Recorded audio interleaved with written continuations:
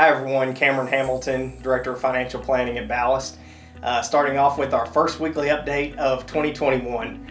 So much has changed in the last year, but one thing that hasn't changed is I'm starting out the year talking about an appropriations bill that got passed in the 11th hour before Christmas by Congress.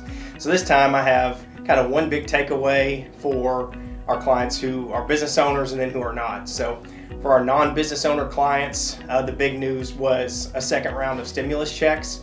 I know there's been a lot of different stories and debate and subsequent debate, but the takeaway there is if your household income jointly is under $150,000, you can expect a stimulus check of $600. I'm recording this on the 5th, and we've seen a lot of people receive those to date. One thing that's unfortunate is if your situation changed last year, so if you added a member of the family who would receive $600, or if your income is down, we had a lot of people not take required minimum distributions. I think you're going to have to settle up once you file your taxes on this, because this is really an advance of a tax credit against your 2020 taxes based on your income from 2019. So it's a little confusing, but I think that really there's not a lot of action to take from your perspective.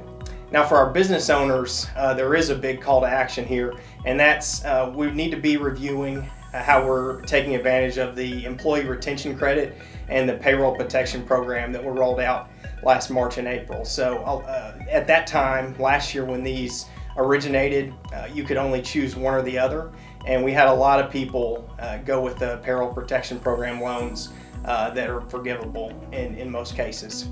Now that provision has been retroactively removed, you can do both potentially. The employee retention credit is a lot more liberal based on the expenses that you can claim there, and also your qualifications as a business and how much of a reduction in sales you had.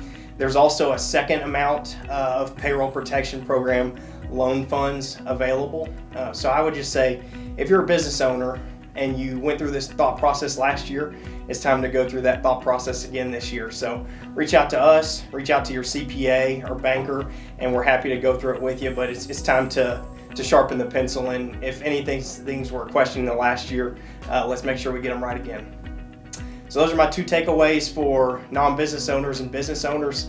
It was a 2,000 to 5,000 really page bill, depending on which version you look. So there's a lot more stuff in there. I threw a couple more nuggets in our write-up online that you can go take a look at. But thanks for being with us here in 2021, and looking forward to working through these things together again.